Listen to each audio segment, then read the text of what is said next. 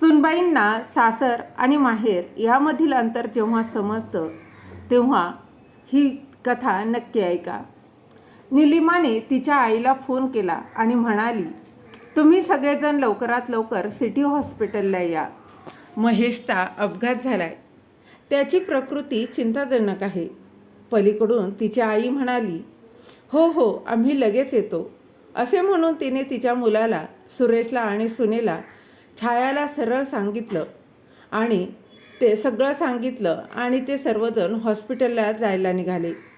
दवाखान्यात पोहोचताच त्यांनी बघितलं तर त्यांचा जावई हा ICUमध्ये तो होता आणि त्यांची मुलगी निलिमा ही जोरजोरात रडत होती.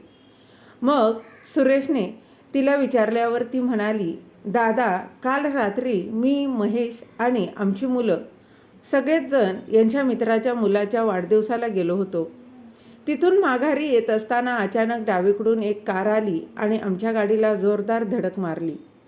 मला आणि मुलांना फार काही लागलं नाही, पण महेशची प्रकृती चिंताजनक आहे. 2-3 दिवस रेणुका आणि त्यांचा मुलगा सुरेश मुलीच्या सोबत दवाखान्यात थांबले. सुरेश अधूनमधून मेडिकलमधून औषधं आणून देत होता. आता त्याला देखील कामावर जायचं होतं, म्हणून मग तो दवाखान्यातून घरी निघून आला.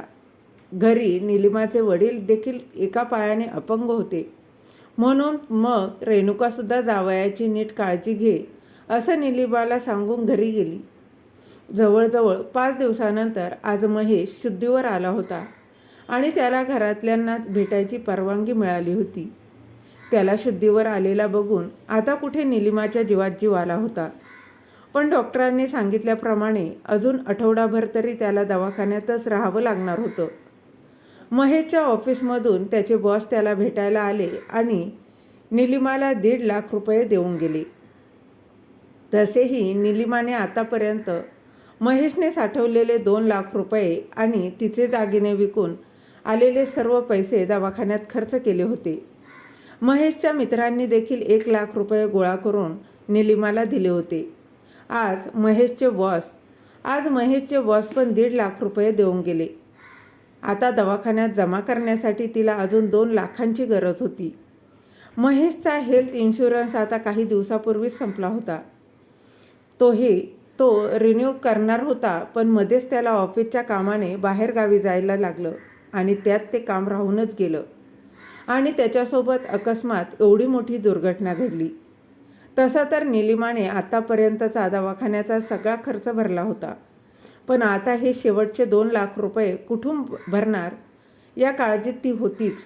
आतापर्यंत तर तिने साठवलेले आणि तिच्या दागिन्यांचे सर्व पैसे भरले होते आणि महेशच्या मित्रांनी आणि बॉसने पण तिने मागायच्या आधीच मदत केली होती, पण आता अजून 2 लाख रुपये भरायचे होते. निलिमाला तिच्या माहेरची आठवण आली आणि ती तिच्या माहेरी मदत मागण्यासाठी गेली. तिने तिच्या वडिलांकडे 2 लाख रुपयांची मदत मागितली. तिचे वडील तर आधीच एका पायाने अपंग होते आणि त्यांना मिळणारी पेन्शन तर आधीच त्यांच्या मुलाच्या हातात जायची. ते म्हणाले, हे बघ निलिमा, तुला या गोष्टीत सुरेशचं काहीतरी मदत करू शकेल. निलिमा तिच्या आईकडे गेली आणि म्हणाली, आई, फक्त 2 लाखांची गरज आहे. मग महेशला दवाखान्यातून घरी सोडतील. तू जरा दादाला सांगून तर बघ, फक्त 2 लाख रुपये पाहिजेत. रेणुका म्हणाल्या, निलिमा, मी तर तुला असं म्हणीन की हे पैसे तू तुझ्या सासरच्यांकडून मागितले पाहिजेस. कितीही केलं तरी महेश त्यांचा एकुलता एक मुलगा आहे आणि जर तुझ्या सासऱ्याचे तुला पैसे देत नसतील तर कोर्टात केस ठोक त्यांच्या विरोधात. आणि हो, दागिने तर तू विकले आहेतच, आता फ्लॅट विकू नको म्हणजे झालं. आणि सुरेश तरी तुला कुठून पैसे देणार?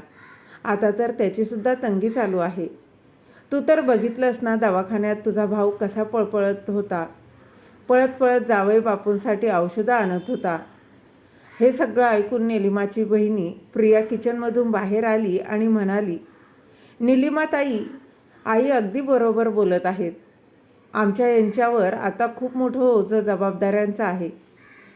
निलिमा लगेच आल्या पावली माघारी निघाली. ती जाताना तिच्या वडिलांनी तिच्या पावलांचा आवाज ओळखला. बिचारे निलिमाचे वडील. ते असह्य होते, पण आपल्या बायकोचं आणि मुलाचा स्वभाव त्यांना चांगलाच ठाऊक होता. पैशांची जरासुद्धा कमी नसायची. पैशाची जरासुद्धा कमी नसताना आज एका आईने आणि एका भावाने आपल्या मुलीला मदत केली नाही हे त्यांच्या नजरेतून सुटलं नाही. त्यांचा आपल्या मुलीसाठी फार दुःख झाला पण ते बिचारे असह्य काय करू शकणार होते. त्यांचं मन आपल्या मुलीसाठी खूप कळवळू लागलं. त्यांना वाटलं आपल्या मुलीला थांबवावं, पण थांबून ते तिला काय देणार. त्यांच्याजवळ त्यांचं असं स्वतःचं काय होतं. त्यांची बायको कधीच त्यांचं काहीच ऐकत नव्हती. त्यांच्या अपंग असण्याचा आणि सारखा सारखा त्यांना टोचून बोलण्याच्या पलीकडे तिने आजपर्यंत काय केलं होतं. मुलाने आणि पत्नीने मिळून आपल्या वडिलांना अगदी एका बाजूला केलं होतं. जोपर्यंत ते कमवत होते तोपर्यंतच त्यांना मान होता. ते रिटायर झाले आणि मग ते असले काय झालं आणि नसले काय, कुणाला काही देणं घेणं नव्हतं. रेणुका प्रत्येक वेळी सुरेशचा चुकीच्या गोष्टीत साथ द्यायची. आज पण तेच झालं. आपल्या मुलाचे पैसे खर्च होऊ नयेत म्हणून तिने आपल्याच मुलीला पैसे देऊ दिले नाहीत. निलिमा रस्त्यावर आली आणि तिने रिक्षा पकडली. तिच्या डोळ्यात पाणी आलं. ज्या आई आणि भाऊ आणि वहिनीचं ऐकून आजपर्यंत ती चालत होती, आज त्यांनीच तिला मदत करण्याचा स्पष्ट नकार दिला होता. निलिमाला हे चांगलंच माहीत होतं की तिच्या सासरी पैशांची कमी नव्हती आणि फक्त एक दोनदा मेडिकलमधून औषधं आणून देणं हेच एका भावाचं आपल्या बहिणीबद्दल कर्तव्य असू शकतं का. आणि तेही आज बोलून दाखवलं गेलं होतं. त्या दिवशी सुरेश दवाखान्यात असताना देखील एकदासुद्धा म्हणाला नाही की पैशांची गरज असेल तर सांग मला. निलिमाकडे दुसरा कुठलाच पर्याय नव्हता, म्हणून ती तिच्या माहेरी पैसे मागण्यासाठी आली होती. तिला तिच्या गावी राहणाऱ्या सासू सासऱ्यांची आठवण आली होती, पण तिने अजूनपर्यंत त्यांना महेशच्या अपघाताची बातमी दिली नव्हती. तिला तिच्या लग्न करून महेशच्या घरी पहिलं पाऊल ठेवलेला तो दिवस आठवला. निलिमाने लग्नानंतर कधीच आपल्या सासू सासऱ्यांना मान दिला नव्हता, कारण ते गावी राहत होते म्हणून. लग्नानंतर महेशने त्याच्या आईवडिलांना इकडे शहरात कायमचं राहायला बोलावलं होतं, पण निलिमाला ते हे अजिबात आवडलं नव्हतं. तिने प्रत्येक वेळी तिच्या सासू सासऱ्यांचा अपमान केला होता आणि या सगळ्यात तिच्या आईने तिला प्रत्येक वेळी साथ दिली. रेणुका प्रत्येक वेळी निलिमाला हेच शिकवायची की त्या लोकांना तुझ्यासोबत राहायची काय गरज आहे. जाऊन राहावं ना त्यांनी त्यांच्या गावी. तिकडे त्यांची शेतीवाडी आहे, ती सांभाळावी. तू या गावठी लोकांसोबत कशी राहतेस काय माहीत. निलिमाला तरी कुठे या गावातल्या साध्या भोळ्या लोकांसोबत राहायचं होतं. त्यात रेणुकाने तिच्या मुलीला अजूनच तिच्या सासू सासऱ्यांबद्दल भडकवलं होतं. त्यामुळे मग निलिमाने घरात भांडणं करायला सुरुवात केली होती आणि त्यामुळे तिचे सासू आणि सासरे कायमचे गावी निघून गेले होते. निलिमाने महेशला सांगून त्याच्या घरच्यांशी संबंध तोडायला सांगितले. मग महेशने तिचं ऐकलं नाही. त्याला माहीत झालं होतं की त्याच्या आईवडिलांना निलिमा कधीच स्वीकारणार नाही. त्यामुळे त्या सगळ्यांना एकत्र ठेवणं त्याच्या आवाक्याच्या बाहेरचं झालं होतं. महेशचे आईवडील कायमचे त्याच्या गावी जाऊन राहिले होते. रेणुकाने निलिमाला कायम हेच शिकवलं होतं की तू जेवढी एकटी राहशील तेवढी जास्त सुखी राहशील. आणि तेवढ्यात रिक्षावाल्याने रिक्षा थांबवली आणि म्हणाला, मॅडम, आला तुमचा दवाखाना. निलिमा तिच्या विचारचक्रातून बाहेर अचानक आली आणि तिने त्याला पैसे देऊन ती दवाखान्यात गेली. दवाखान्यात जाऊन बघितलं तर महेश त्याच्या दोन्ही मुलांशी बोलत होता. दोन्ही मुलं म्हणत होती की पप्पा तुम्ही लवकर बरे व्हा, तुम्ही घरी कधी येणार. महेश त्यांना सांगत होता की बस थोडे दिवस अजून, मग आपण सगळे आपल्या घरी असू. महेशने निलिमाला बघितलं आणि म्हणाला, निलिमा, तू माझ्या अपघाताची बातमी माझ्या आईवडिलांना कळवली का. निलिमा म्हणाली, या वयात त्यांना मोठा धक्का बसेल म्हणून मी ठरवलं आहे की मी स्वतः गावी जाऊन इथे घेऊन येणार आहे. मला माहीत आहे की तुम्हाला त्यांची आठवण येते आहे. तुमची तब्येत आता पहिल्यापेक्षा ठीक आहे, म्हणून तर मी स्वतः जाऊन तुमच्या आईवडिलांना इथे घेऊन येणार आहे. तुम्ही काळजी करू नका. महेश म्हणाला, पण इथून तुला गावी जायला 5 तास तरी लागतील. तोपर्यंत मुलं कुठे राहणार? निलिमा म्हणाली, आपल्या शेजारच्या वहिनींशी मी या विषयावर बोलली आहे. ते आपल्या मुलांना एक दिवस सांभाळेल. मी उद्या सकाळीच त्यांना आणायला जाईल. दुसऱ्या दिवशी सकाळ सकाळी निलिमाने गाडी केली आणि ती तिच्या सासू सासऱ्यांना आणायला निघून गेली. गावी पोचल्यावर तिने बघितलं तर तिची सासू घरातली कामं करत होती. त्यांनी निलिमाला बघताच म्हणाल्या, अरे निलिमा, ये ये बाळा. आणि हे काय, तू एकटीच? महेश कुठे आहे? असे म्हणत त्यांनी तिला एक ग्लास पाणी दिलं. निलिमाने मग त्यांना तिच्या नवऱ्याच्या अपघाताची बातमी कळवली. हे ऐकताच त्यांना मोठा धक्काच बसला. त्यांनी शेजारच्या बंटीला बोलावून सांगितलं, जा बंटी, महेशच्या बाबांना शेतातून बोलावून आण. त्यांना सांग की महेश दादाचा अपघात झालाय आणि हो, त्यांना जरा हळू सांग, त्यांचं देखील वय झाले. हे ऐकून उगाच त्यांना काही व्हायला नको. थोड्याच वेळात बंटी शेतातून महेशच्या वडिलांना घेऊन आला. ही बातमी लगेच सगळ्या गावभर पसरली. घरी येताच महेशचे वडील म्हणाले, सुशीला, कपाटात कमीत कमी 1,00,000 रुपये असतील, ते घे. महेशची आई म्हणाली, आणि माझे दागिने, ते कधी कामी येणार? ते पण घेतले. निलिमा आज एका आईवडिलांचं आपल्या मुलाच्या प्रती असलेलं प्रेम बघत होती, जे तिला तिच्या माहेरी कधीच जाणवलं नाही. आता तिला तिच्या कृत्यावर पश्चाताप होत होता. तिचे सासू सासरे गरीब होते, पण त्यांनी सगळे पैसे आणि दागिने घेतले आणि ते गाडीत येऊन बसले. त्या दोघांचं हे प्रेम बघून निलिमा गाडीतच जोरजोरात रडू लागली. तिची सासू म्हणाली, बाळा, मला खरं खरं सांग, महेश ठीक तर आहे ना? तुला असं रडताना बघून मला कसं तरी होत आहे. त्यावर निलिमा म्हणाली, हो आई, ते आता बरे आहेत. मी आत्तापर्यंत तुमच्याशी जे वाईट वागले त्याबद्दल मला खरंच माफ करा.